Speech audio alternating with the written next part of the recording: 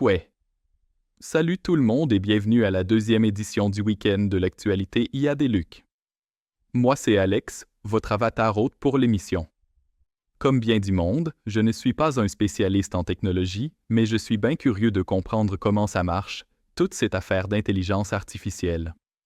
Aujourd'hui, j'ai la chance de réaccueillir Geneviève, une avatar experte indépendante qui suit de près tout ce qui se passe dans le monde de l'IA. Elle va nous aider à démystifier ça ensemble. Salut Geneviève. Ouais. Salut Alex, merci pour l'invitation. Je suis contente d'être ici aujourd'hui pour démystifier tout ça ensemble. Avant de commencer, petite parenthèse, si vous aimez ce qu'on fait, n'oubliez pas de vous abonner à la chaîne, de cliquer sur j'aime et de nous laisser un commentaire. C'est une toute nouvelle chaîne, chaque petit geste fait une grosse différence.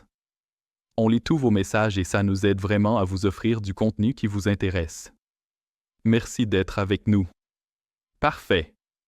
Commençons simple. Peux-tu nous expliquer, avec des mots simplifiés pour que tout le monde puisse suivre, comment une IA apprend exactement? Bien sûr, Alex. Pour expliquer simplement, imagine que tu as un chien robot. Au début, il ne connaît rien. Chaque fois que tu lui dis « assis » et qu'il s'exécute, tu lui donnes une récompense. S'il fait autre chose, comme sauter, il n'a rien. À force de répétition, il comprend que la commande « assis » mène à une récompense. Pour l'intelligence artificielle, c'est un peu la même chose. Au lieu de recevoir une friandise, elle reçoit un signal qui lui indique si sa réponse était bonne ou non. Et ce processus se répète avec des millions d'exemples, jusqu'à ce qu'elle apprenne à bien répondre. Ça me semble clair. Et comment ça fonctionne concrètement? C'est un processus en étapes. D'abord, l'IA voit des milliers d'exemples. Ensuite, elle essaie de deviner la bonne réponse. Au début, elle fait beaucoup d'erreurs, mais chaque fois, un enseignant ou un programme lui indique si elle s'est trompée ou non. Elle ajuste ses réponses jusqu'à devenir de plus en plus précise. C'est comme apprendre à jouer au basket. Plus tu pratiques, meilleur tu deviens. Mais alors, est-ce que l'IA comprend vraiment les choses comme nous, les humains? Excellente question. L'IA, dans le fond, elle ne comprend pas vraiment comme un humain. Ce qu'elle fait, c'est repérer des motifs et des régularités. Par exemple, si on lui montre des milliers de photos de chats, elle va remarquer que la plupart ont des oreilles pointues, des moustaches et une certaine forme de visage. Donc, quand elle voit une nouvelle image, elle regarde si ces caractéristiques sont là pour décider si c'est un chat. C'est pareil avec le langage. Elle remarque que certains mots reviennent souvent ensemble, comme bonne et journée, ou intelligence et artificielle. Quand tu lui poses une question ou lui demandes de compléter une phrase, elle prédit le prochain mot, ou morceau de mot, qui a le plus de chances de venir après, selon tout ce qu'elle a appris avant. C'est comme si elle essayait constamment de deviner la suite, un mot à la fois, en se basant sur des millions d'exemples qu'elle a vus auparavant. Intéressant. On entend beaucoup parler de modèles de raisonnement récemment. Est-ce que ces nouveaux modèles d'IA peuvent réellement raisonner? Ils raisonnent mieux qu'avant, mais ils ne pensent pas exactement comme un humain. Ils sont entraînés à résoudre des casse-têtes ou des énigmes en suivant des instructions étape par étape. Par exemple, si je te demande « La mère de Sam a 4 enfants, avril, mai, juin et… » Ah. La réponse est Sam. Parce que la question dit « La mère de Sam a 4 enfants ».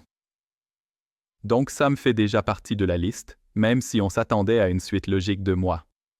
C'est un petit piège qui montre bien que parfois, il faut vraiment lire toute la question avant de répondre. Exactement. Avant, les anciennes IA auraient probablement juste continué la liste avec un autre mois, comme juillet. Mais les modèles plus récents sont meilleurs pour repérer les indices dans la question et comprendre le sens derrière les mots. Ils arrivent donc plus souvent à donner la bonne réponse, comme Sam, en suivant le raisonnement étape par étape. Ça montre bien les progrès qu'on a faits avec l'intelligence artificielle. Est-ce que ça veut dire que ces IA peuvent faire des calculs plus complexes? Oui, surtout grâce à une technique appelée le raisonnement en chaîne de pensée. L'IA explique ces étapes une par une, comme lorsqu'on montre nos calculs en maths à l'école. Ça aide l'IA à éviter les erreurs simples et permet aux humains de mieux comprendre son raisonnement. On parle aussi d'une méthode appelée arbre de pensée. C'est quoi exactement? Bonne question. Un arbre de pensée, c'est une façon pour l'IA d'explorer plusieurs possibilités en même temps, au lieu de juste suivre une seule piste du début à la fin. Imagine que tu dois résoudre une énigme ou un problème de maths. Au lieu de prendre un seul chemin, tu regardes plusieurs options en parallèle. L'IA construit alors une sorte de carte mentale où chaque branche représente un choix ou une étape différente. Par exemple, si tu veux planifier le meilleur trajet pour aller quelque part, tu pourrais envisager plusieurs routes possibles. Une qui passe par le centre-ville, une par l'autoroute, une par les petites routes. L'IA analyse chaque chemin, avance étape par étape sur chaque branche, puis regarde lequel arrive le plus vite à destination.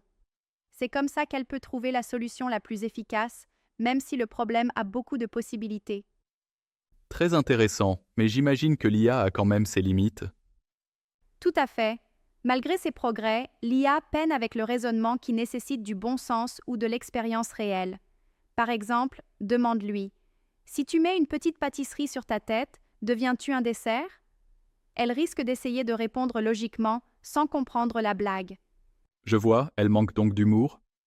Exactement. Et pas seulement d'humour, mais aussi d'une compréhension vraiment profonde du monde réel, des émotions ou de certaines subtilités du langage humain. Au fond, l'IA n'a jamais vécu de vraies expériences comme nous. Elle n'a jamais mangé une pâtisserie, jamais ressenti d'émotions, ni même vu ou touché quoi que ce soit dans le monde réel. Tout ce qu'elle sait vient de textes, d'images ou de données qu'on lui a montrées. C'est pour ça qu'elle peut facilement manquer de contexte ou ne pas saisir certains détails qui nous semblent évidents. Parlons un peu de Grok 4 et Grok 4 Heavy. J'ai entendu dire qu'ils atteignaient des performances proches de l'intelligence générale artificielle. C'est vrai? Pas tout à fait. Grok 4 et sa version plus lourde, Grok 4 Heavy, ont effectivement obtenu des résultats très impressionnants sur des tests académiques complexes. Cependant, ils ne sont pas encore une véritable intelligence générale artificielle, ou AGI.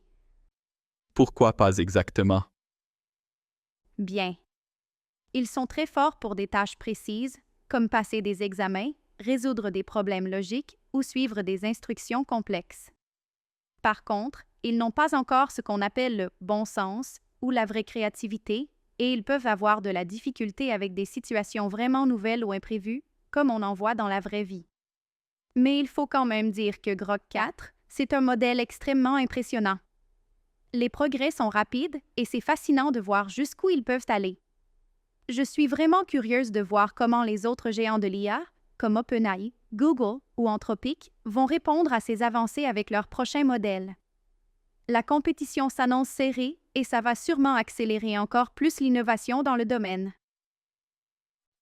Et alors, pourquoi certains parlent d'AGI à propos de ces modèles? Les concepteurs d'XAI mettent en avant leurs très bons résultats pour attirer l'attention, mais ils restent prudents et ne revendiquent pas officiellement avoir atteint l'AGI. En réalité, il y a encore beaucoup de chemin à faire avant qu'une IA puisse vraiment être comparée à une intelligence humaine complète.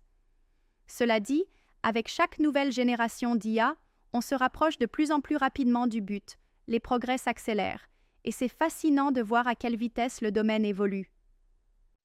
Donc, on peut dire que les modèles d'IA modernes comme Grok 4 font un grand pas en avant, mais il reste des défis importants. Exactement. Ils représentent une avancée notable, mais ne remplacent pas encore la réflexion humaine complète, surtout dans des contextes nécessitant du jugement et une vraie compréhension des nuances humaines. Merci beaucoup Geneviève pour toutes ces explications fascinantes. On espère te revoir bientôt pour d'autres sujets passionnants. Merci à toi, Alex. À bientôt.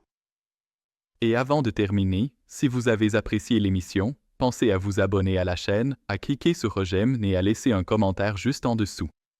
Vos réactions et suggestions sont super importantes pour nous aider à faire évoluer l'émission à votre goût. Au plaisir de vous lire. Voilà qui conclut notre émission sur l'intelligence artificielle du week-end. Merci de nous avoir suivis. Puisque la pluie est annoncée un peu partout au Québec aujourd'hui, ça pourrait être le moment idéal pour explorer un peu plus le monde fascinant de l'IA. N'oubliez pas de nous retrouver mercredi pour notre bulletin d'actualité animé par Clara et Luc. On se retrouve aussi la semaine prochaine pour découvrir ensemble d'autres facettes captivantes de la technologie. Bonne journée et bonne semaine tout le monde!